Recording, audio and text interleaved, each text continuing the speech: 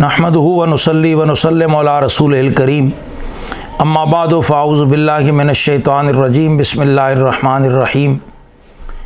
Parliament में आजकल हुकूमत के जाने की तैयारियां हैं और आने वाले हालात की मुनासबत से अपने अपने तौर पर मुख्तलिफ़ पार्टियां आजकल बिल पेश कर रही हैं और बिलों की भरमार है। वैसे तो सारे बिल ही पार्टी पॉलिसी के मुताबिक मेंबरान असम्बली को दिए जाते हैं और बाकियों को कह दिया जाता है कि इनको ओके करना है, वो ओके कर देते हैं। लेकिन उनमें से कुछ बिल जो हैं वो इंतहाई ख़तरनाक होते हैं। अभी ये जो तशद्दुद के हवाले से एक मुजवज़ा बिल पेश हुआ और फिर सेनेट में बहुत उस पर लहदे हुई। पीपल्स पार्टी के सेनेटर शहादत हुसैन ने वो बिल पेश किया तो वो अल्लाह ने करम किया, एक मरतबा तो वो मसला टल गया और कायमा कमेटी की तरफ चला गया। उस बिल में जो इंतहाई ख़तरनाक शिकें थीं, परसों मुफ़क्किर इस्लाम हज़रत क़िबला कारी मोहम्मद ज़फ़्फ़ार बहादुर साहब दामत बरकातुहुल आलिया ने वो आपको सारी शिकें पढ़ के सुनाई कि वो बड़ी ख़तरनाक किस्म की शिकें हैं मजहबी हवाले से। यूँ तो वो सारा बिल ही इंतहाई ख़तरनाक है। आने वाले दिनों में वो बहुत बड़े बहरान का पेश ख़ैमा साबित हो सकता है। मज़हब का गला घोंटने के लिए तशद्दुद के नाम पर बिल जो है वो पेश किया जा रहा है कि मजहबी सियासी जमातें हों या वैसे मजहबी तंजीमें हों, जब हुकूमत चाहेगी वो अपनी मर्ज़ी से उस बिल के ज़रिए मज़हब का नाम लेने वालों पर जुल्म जबर, ज़्यादती और तशद्दुद के ज़रिए काबू पाने की कोशिश करेगी। पहली हुकूमतों ने भी ये रवैया जारी रखा मजहबी लोगों के ख़िलाफ़ हमेशा। सिर्फ़ उस पर मैं दो तीन बातें आपकी खिदमत में अर्ज़ करना चाहता हूँ।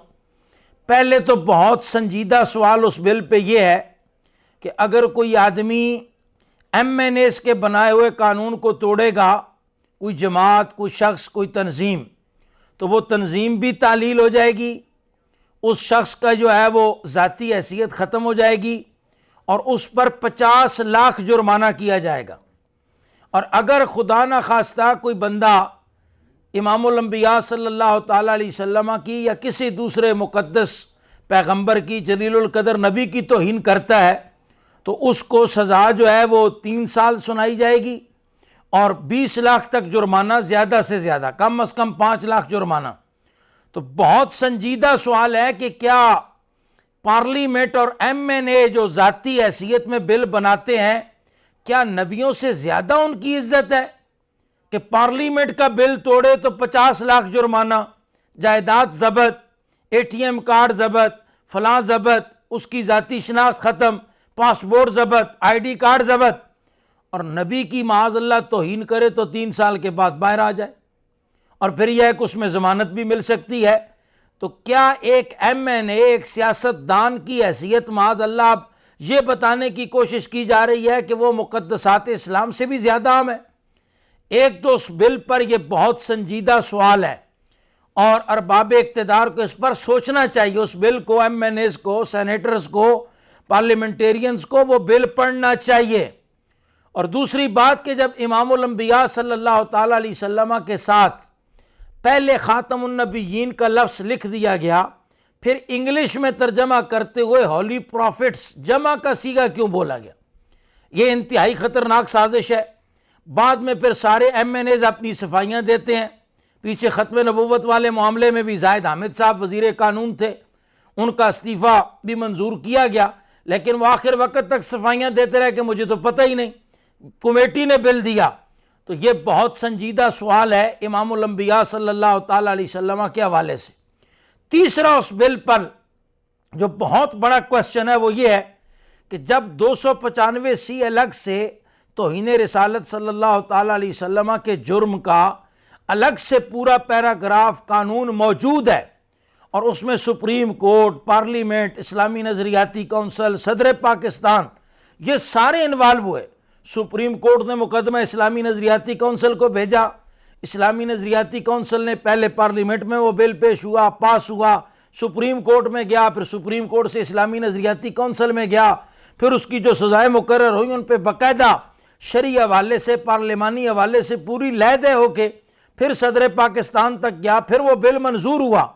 تو جو اتنی محنت کے بعد متفقہ طور پر قانون بنا ہے، تو کیا اسرائیل اور امریکہ کو خوش کرنے کے لیے محض پیپلز پارٹی جو ہے وہ یہ بل جو ہے وہ پیش کر کے تو 295C کو عملاً غیر مؤثر کرنا چاہتی ہے؟ یوں تو پیپلز پارٹی کا بڑے سے بڑا لیڈر اور چھوٹے سے چھوٹا لیڈر سارے یہ کہتے ہی نہیں تھکتے کہ ہم تو جناب صاحب جمہوری اقدار کے مالک ہیں، جمہوریت کی جنگ لڑ رہے ہیں۔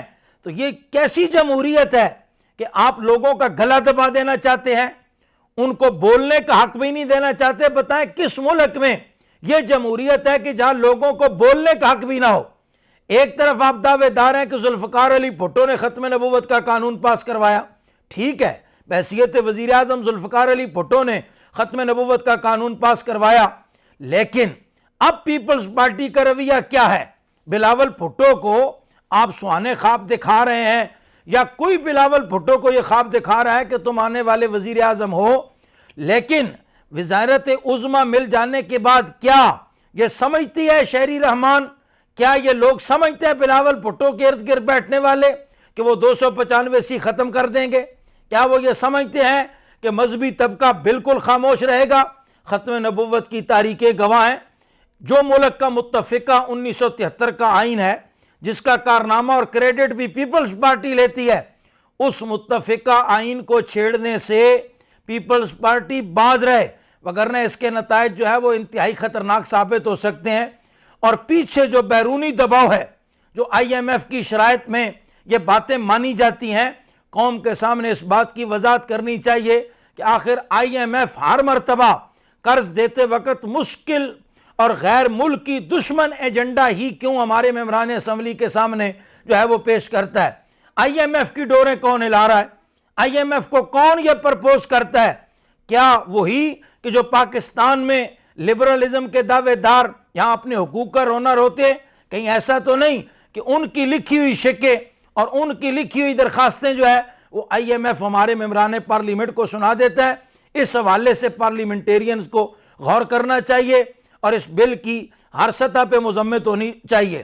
اور میں اہل سنت کی عادت کو ایک مرتبہ پھر کہتا ہوں کہ جب مشکل مرحلہ آ جاتا ہے اس وقت ہم احتجاج بھی کرتے ہیں، قربانیاں بھی زیادہ دینی پڑتی ہیں، تو اگر خدا کے لیے آپ کو امام الانبیاء صلی اللہ تعالیٰ علیہ وسلم کی عزت و ناموس کے لیے اکٹھے ہو کے کوئی نہ کوئی لائے عمل اب سے طے کرنا چاہیے کہ اگر اس طرح کا کوئی بھی بل آئے گا تو پاکستانی قوم اسے کسی بھی صورت قبول نہیں کرے گی، بلکہ اسے مسترد کر دیا جائے گا۔